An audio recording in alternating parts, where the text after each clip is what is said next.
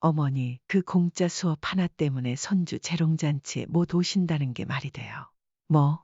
공짜 수업? 그게 무슨 소리니? 아니, 그렇잖아요. 돈 내고 다니는 것도 아니고, 유명한 선생님이 와서 가르치는 것도 아니고, 그냥 어르신들 모아놓고 형식적으로 하는 수업 때문에 재롱잔치에 못 온다는 건 말이 안 되죠.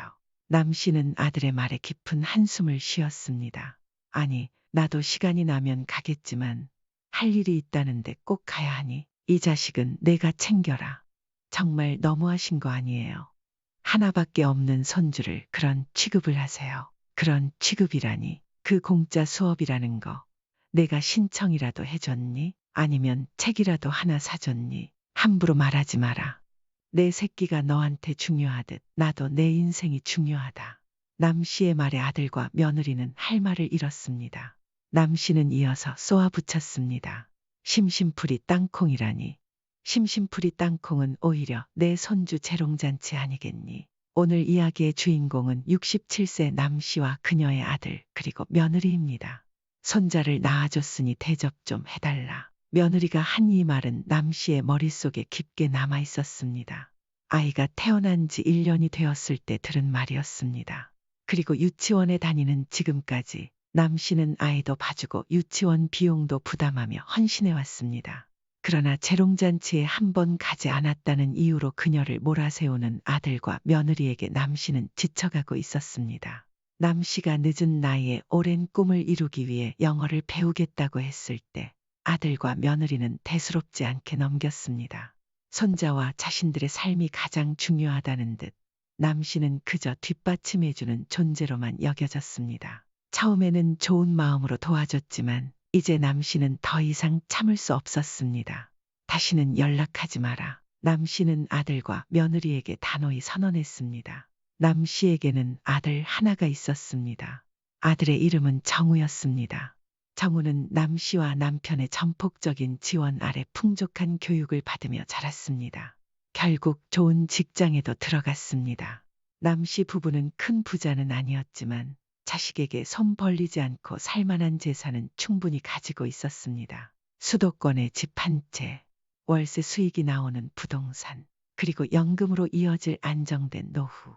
이 모든 것은 남편과 함께 고생하며 이룬 결실이었습니다.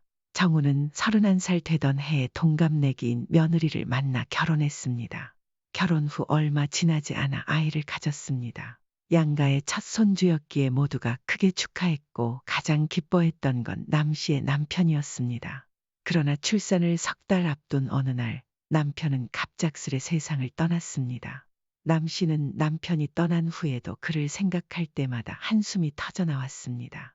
엄마, 윤정이는 집에 있으라고 했어요. 그래요. 원래 임산부는 장례식에 오는 게 아니라잖아요. 그래서 저희가 집에 있으라고 했어요. 아들은 어색한 미소를 지으며 말했지만 남 씨는 서운한 마음을 감출 수 없었습니다. 서운하시죠, 어머니? 뭐 서운할 것까지야.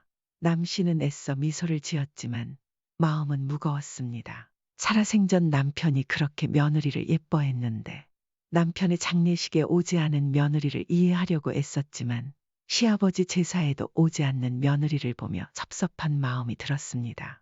임산부가 장례식에 가지 않는다는 얘긴 나도 들어본 적 있어. 하지만 남의 장례식이라면 몰라도 이건 시아버지의 장례식이잖아. 남 씨는 결국 스스로를 설득하며 마음을 다독였습니다. 내 딸이 배가 불렀어도 내가 가지 말라고 했을 수도 있겠지. 딸이 없었기에 그 심정을 완전히 알 수는 없었지만 그렇게 이해하려고 애썼습니다. 하지만 남편의 죽음이 주는 상실감이 너무 커서 며느리에 대한 서운함을 더 깊이 생각할 겨를은 없었습니다. 남 씨는 남편이 죽고 난 뒤 우울함에 자주 잠식되었습니다. 텅 빈 집을 볼 때마다 마음속까지 텅 빈 것 같았습니다. 괜찮아 라고 스스로 다독이던 어느 날 문득 남편이 죽었다는 사실이 다시 떠오를 때면 가슴이 미어졌습니다. 그런 남 씨를 가장 가까운 친구가 보고 조언했습니다. 그러지 말고 뭐라도 해봐. 바쁘게 살아야지. 집에만 있으면 더 우울해진다니까. 나 혼자서 할 게 뭐가 있어.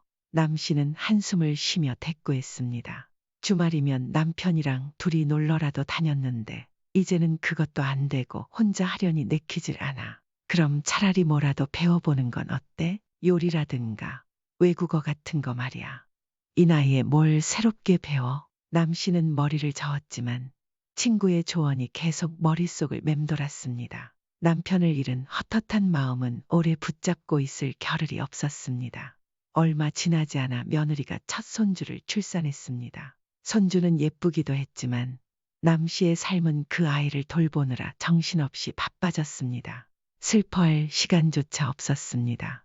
며느리의 친정은 차로 1시간 이상 떨어진 거리에 있어 주말에나 한 번씩 올 수 있었습니다. 반면 남씨의 집은 아들 내외와 차로 20분도 걸리지 않는 가까운 거리였습니다. 며느리가 힘들다며 SOS 요청을 할 때마다 남씨는 서둘러 그곳으로 달려갔습니다. 그녀의 일상은 그렇게 손주의 울음소리와 며느리의 부탁들로 채워졌습니다. 이제 슬픔도 사치가 됐구나. 남씨는 마음속으로 중얼거리며 힘들어도 손주를 돌보는데 최선을 다했습니다. 그러다 보니 남씨는 정신없이 하루하루를 보내게 되었습니다. 그렇게 시간이 지나 손주 은유리의 돌잔치가 다가왔습니다.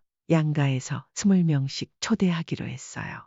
그러면 가족들이랑 친한 지인들만 초대하면 될 것 같아요. 그래, 많으면 40명 정도 되겠네. 네, 아마도요. 돌잔치는 소규모로 진행하기로 했습니다. 요즘은 성대한 돌잔치를 잘하지 않는 추세이기도 했고 초대해도 올 손님이 많지 않을 것 같았기 때문입니다. 하지만 이 소규모 계획도 며느리를 설득한 끝에 가능했습니다.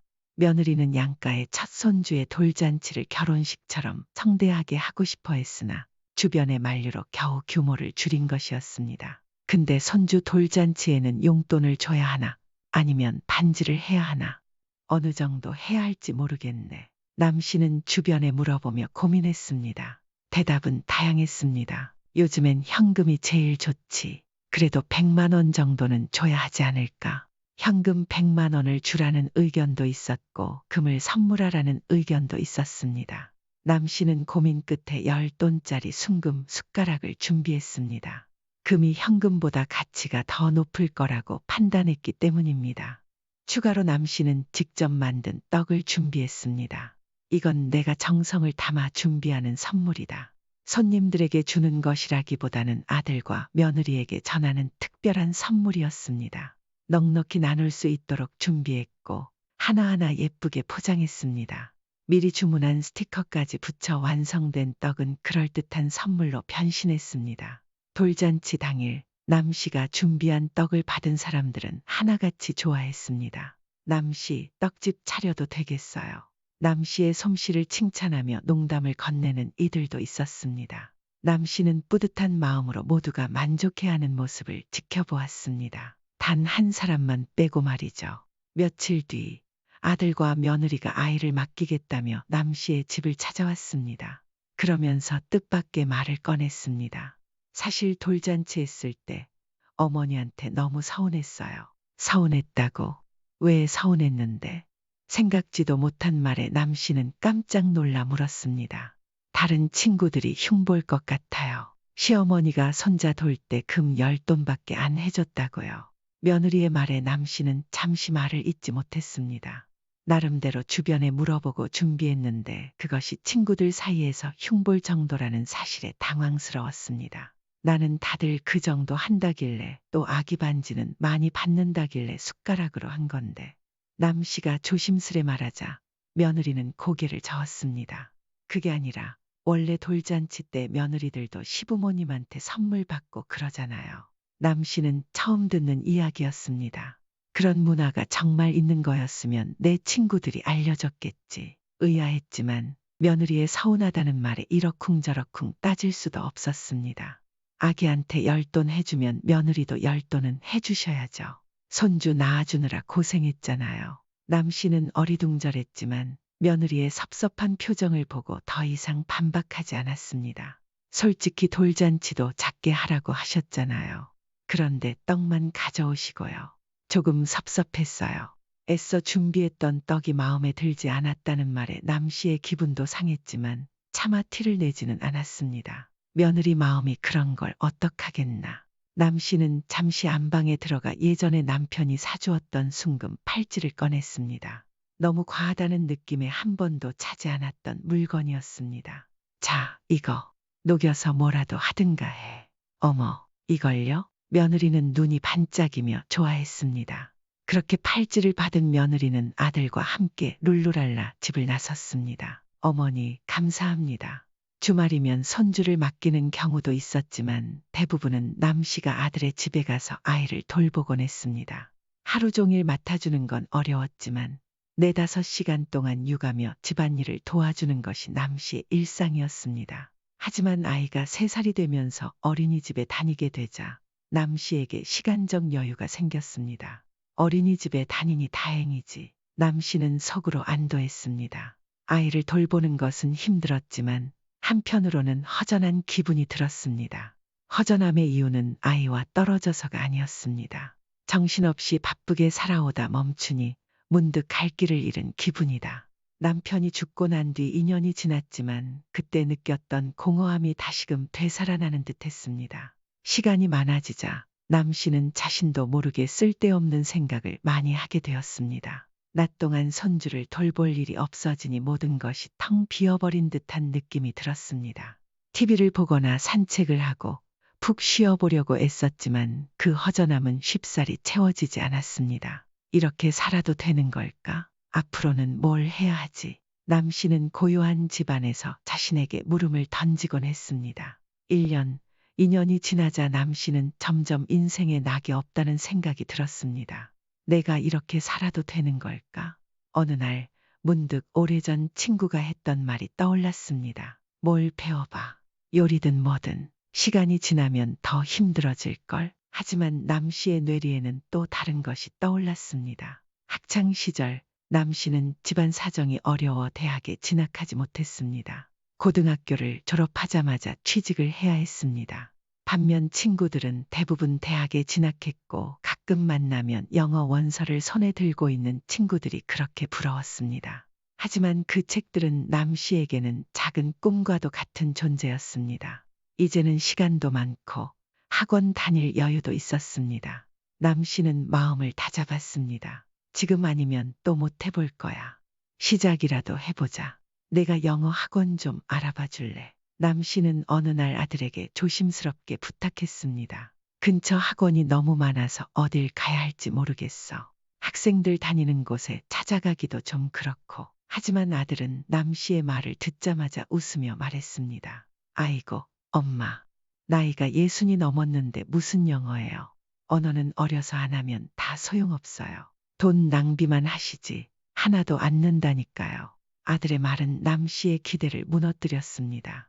시작도 하기 전에 이런 말을 들으니 남 씨는 속상한 마음을 애써 삼켰습니다. 그러던 중 아들은 갑자기 다른 용건을 꺼냈습니다. 그건 그렇고 은율이 곧 유치원 보내야 하거든요. 요즘 다들 영어 유치원 보낸다고 하더라고요. 엄마, 학원 다니실 돈 있으면 은율이 영어 유치원비 좀 내주세요. 남 씨는 어이없다는 표정으로 아들을 바라보았습니다. 기분이 상했지만 손주 은율이의 귀여운 얼굴이 떠올랐습니다. 은율은 죄가 없었습니다. 얼마나 한다고 그래? 아무리 못해도 200만 원은 하죠. 1년에 200만 원이겠지. 아니요, 한 달이요. 남 씨는 할 말을 잃었습니다. 유치원이 그렇게 비싸니? 네, 다 그 정도 해요. 요즘 영어 유치원은요. 남 씨는 대답하지 못한 채 전화를 끊었습니다. 하지만 그 뒤로 며느리에게서도 비슷한 말을 들었습니다. 곧 은율이 유치원 보낼 준비를 해야 해서요. 요즘은 영어 유치원이 대세잖아요.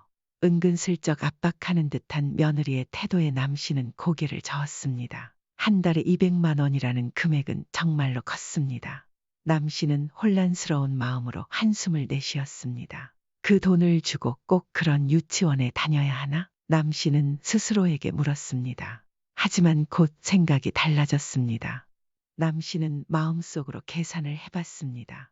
5살부터 7살까지 3년이면 그렇게 남 씨는 아들에게 전화를 걸어 한 달에 100만 원씩 지원해 주기로 약속했습니다. 아들과 며느리는 그게 어디냐며 크게 기뻐했습니다. 하지만 현실은 달랐습니다. 입에 풀칠할 만큼은 먹고 살지만 매달 고정 지출로 100만 원이 나가는 건 꽤 부담스럽다. 남 씨는 한숨을 쉬었습니다. 거기에다 자신의 영어 학원비까지 더할 것을 생각하니 결국 정말 꼭 영어를 배워야 하나 하는 결론에 이르게 되었습니다. 그런 남 씨에게 친구가 또다시 조언했습니다. 주민센터 같은 데서 무료로 알려주는 수업도 있더라. 한번 알아봐. 영어 학원은 심리적으로 부담스러웠지만 주민센터라면 한결 마음이 편했습니다. 그렇게 남 씨는 어느 날 주민센터를 찾아가 물어봤습니다. 혹시 영어 수업도 있나요? 직원이 웃으며 대답했습니다. 네, 있죠. 근데 중간부터는 못 들어가시고요. 다음 달부터 신청하실 수 있어요. 남 씨는 안내받은 강의 목록을 살펴보았습니다. 여기 보면 이렇게 수업 이름들이 다 다른데 전부 신청할 수 있는 거예요. 시간이 겹쳐서 전부는 못 들으시고요. 레벨에 따라 다르지만 회화랑 병행해서 들으실 수 있어요. 초급반은 주 2회 수업이고요. 주 1회 보충 수업도 들으실 수 있어요. 주 3일이나 수업을 들을 수 있다고요. 네, 원어민 수업도 있어요. 초급반으로 신청 가능하시고요. 남 씨는 이런 제도가 있다는 사실에 놀랐습니다. 남 씨는 설레는 마음으로 수업을 신청하고 서점으로 향했습니다. 평소 읽고 싶었던 영어 소설 한 권을 골라 들었습니다. 이제는 정말로 시작할 수 있겠구나. 드디어 수업 첫날, 남 씨는 깜짝 놀랐습니다. 생각보다 학생이 많았고 그중 대부분이 자신과 비슷한 연배였습니다. 남 씨보다 더 나이 든 사람도 꽤 있었습니다. 처음에는 알파벳도 제대로 기억이 안 나서 수업을 따라가기 어려웠습니다. 숙제를 해가는 것도 겨우겨우였습니다. 하지만 시간이 지나면서 점점 수업에 빠져들었습니다. 수업 후 노트에 끄적이며 발음을 연습하는 자신을 발견할 때면 남 씨는 뿌듯함을 느꼈습니다. 늦었지만 그래도 시작했으니 앞으로 조금씩 나아질 거야. 그때부터 남 씨의 일과는 크게 변했습니다. 주민센터에서 수업을 듣고 돌아오면 숙제를 하고 영어 공부를 하며 시간을 보냈습니다. 수업이 없는 날에도 영어 삼매경에 빠져 지냈습니다. 유튜브로 영어 관련 콘텐츠를 찾아보고 영어 단어를 적은 메모지를 곳곳에 붙여놓기도 했습니다. 남 씨는 이런 삶이 오랜만에 무척 즐거웠습니다. 40년 전으로 시간을 되돌린 듯한 기분이었습니다. 영어에 눈을 뜬 것만 같았습니다. 길을 걷다가 영어 간판을 보면 멈춰서서 유심히 들여다보게 되었고 그 뜻을 이해하게 되는 날에는 하루 종일 기분이 좋았습니다. 어머니, 요즘 뭐하고 지내세요? 이렇게 연락이 없으시네. 어느 날 며느리에게서 전화가 왔습니다. 나 요즘 공부해. 영어. 영어요? 진짜요? 은율이 아빠한테 듣긴 했는데 쉽지 않으실 텐데요. 며느리는 남 씨가 해낼 거라고는 전혀 생각하지 못한 듯 했습니다. 쉽지는 않지. 근데 너무 재밌어. 재미있다고요? 특이하시네요. 저는 영어 너무 싫어하는데. 잠시 놀라던 며느리가 본론을 꺼냈습니다. 다름이 아니라 이번에 은율이 유치원 방학하거든요. 그래서 낮에 은율이를 좀 맡아주셨으면 해서요. 매일, 네, 1시부터 오후 2시까지만요. 남 씨는 의아했습니다. 왜? 너는 무슨 일 있어? 며느리는 영어 유치원에 은율이를 보낸 뒤로 직장을 그만뒀습니다. 그래서 시간이 많을 텐데 방학이라고 맡기겠다는 게 이상하게 느껴졌습니다. 운동도 등록했고 유치원 학부모 모임도 있어서요. 남 씨는 어이가 없었습니다. 직장 때문이라면 모를까.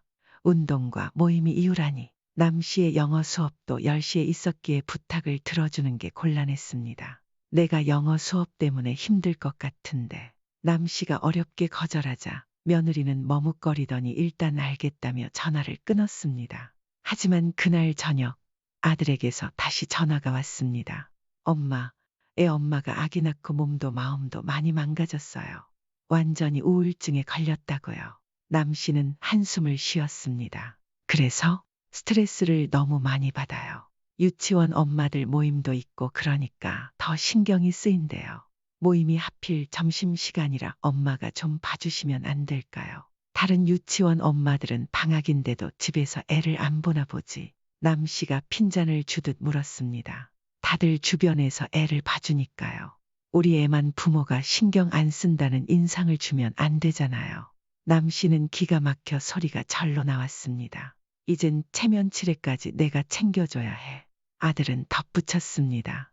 게다가 애 엄마는 친정엄마가 멀리 있어서 더 서러워한대요. 엄마, 부탁드릴게요.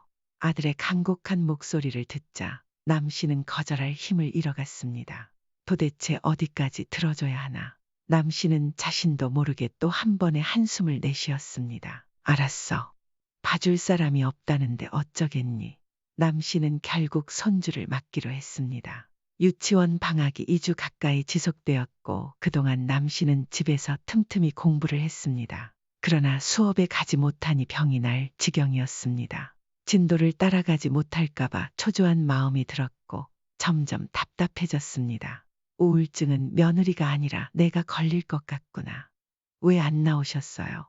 수업에 한 번도 빠지지 않았던 남 씨가 안 보이자 함께 수업을 듣던 사람들이 의아해했습니다. 아, 다음 달부터 다시 수강해야 될 것 같아요. 우리 손주 방학해서 좀 봐주느라. 남 씨는 속이 쓰리고 아쉬웠습니다. 그러나 며느리는 오히려 남 씨의 속을 긁는 말을 했습니다. 어머니, 은율이 어린이집 가기 시작하면서 외로우셨죠? 하나밖에 없는 손주 매일 보셔서 좋으시겠네요. 맡아주는 건 남 씨인데 며느리는 선심 쓰듯 말했습니다. 남 씨는 말없이 한숨을 내쉬었습니다. 2주가 지나 유치원 방학이 끝나고 남 씨는 다시 수업에 나가기 시작했습니다. 활력을 되찾은 남 씨는 다시 한번 영어 공부에 몰두했습니다. 남 씨는 지나온 삶을 돌아봤습니다. 남 씨는 지난번에 샀던 영어 소설책을 꺼내 들었습니다. 처음보다는 나아졌지만 여전히 읽기에는 어려웠습니다. 남 씨는 책을 덮고 새로운 꿈을 꾸기 시작했습니다. 언젠가 외국 여행도 가보고 싶다. 내가 배운 영어를 써먹는 날이 오겠지. 이런 이야기를 아들과 며느리에게 하자 둘은 비웃는 듯한 태도를 보였습니다. 아무리 해봤자 늙지 않을 거잖아요. 그리고 영어 늘어봤자 취업할 것도 아니고 쓸데없잖아요. 남 씨는 기가 막혔습니다. 책이라도 한 권 사주고 그런 말을 했으면 모르겠는데 나중에 미국도 갈 거다. 혼자서요. 아이고, 국제미아 되시게요. 아무나 혼자 외국 여행하는 줄 아세요? 그냥 패키지 여행으로 가세요. 그럼 너희가 데리고 가던지. 남 씨가 되받아쳤지만 아들과 며느리는 딴청을 피웠습니다. 그들의 말은 계속 가관이었습니다. 엄마, 영어 유치원 보내는 학부모들 얘기 들어보면 어릴 때 영어에 많이 노출시켜야 한다더라고요. 하원하고 나서도 원어민 교사를 집에 불러서 1시간씩 대화도 시키고 주말에도 그러고요.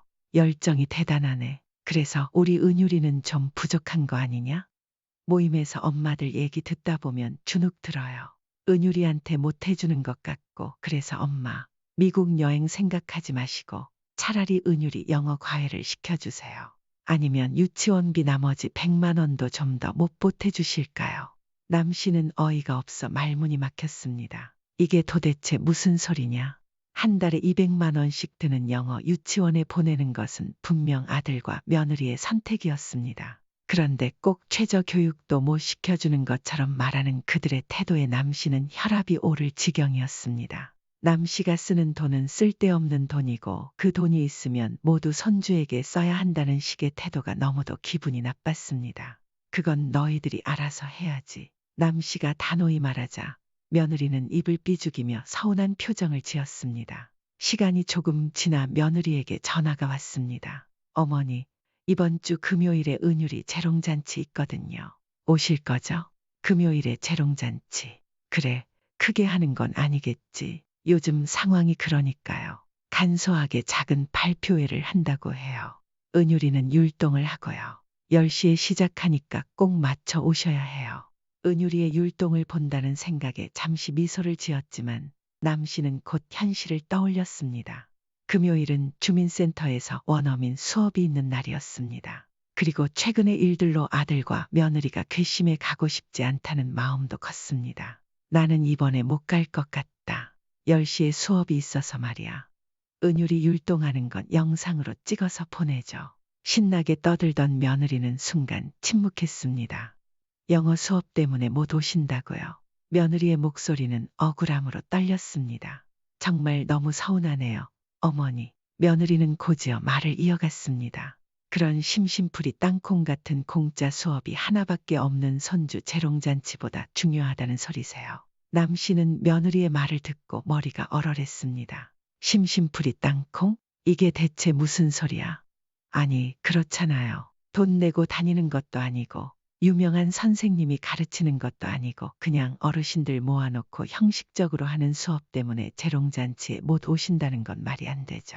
남 씨는 한동안 말을 잇지 못했습니다. 며느리는 단단히 착각하고 있었습니다. 남 씨의 영어 실력은 아직 미숙했지만 같은 수업을 듣는 사람들 중에는 며느리보다 훨씬 유창하게 영어를 구사하는 이들이 많았습니다. 그들이 내 롤모델인데 내가 뭘 안다고 무시하는 거니? 이런 무시하는 발언은 오늘이 처음도 아니었습니다. 남 씨는 차분히 대답했습니다. 나도 시간이 나면 가겠지만 할 일이 있다는데 꼭 가야 하니? 이 자식은 내가 챙겨라. 사실 남 씨는 이렇게까지 말하고 싶지 않았습니다. 하지만 이번에는 너무 괘씸했습니다. 왜 내 인생은 아무런 의미가 없는 것처럼 얘기하고 어린아이와 자기들 인생만 세상의 중심이라고 생각하는 걸까? 남 씨는 깊은 한숨을 내쉬며 전화를 끊었습니다. 꼭 가야 하냐고요? 어머니 너무하신 거 아니에요.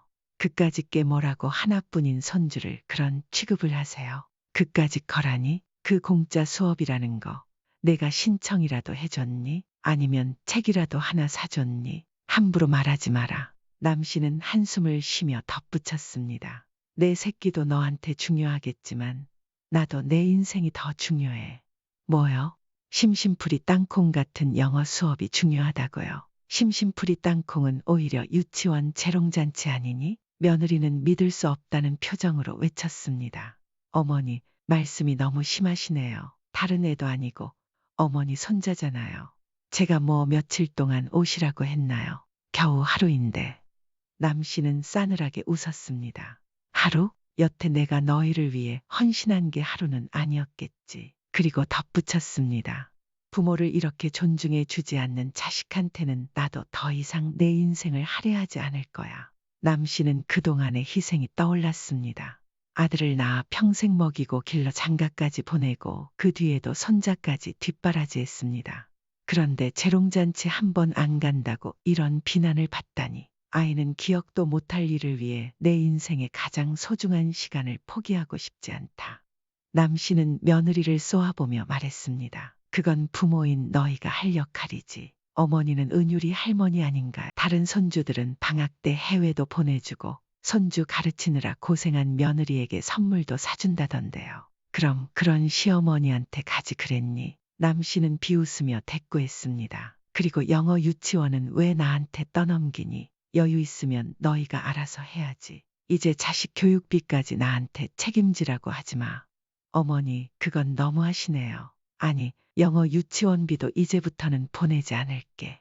형편이 안 되면 평범하게 키워.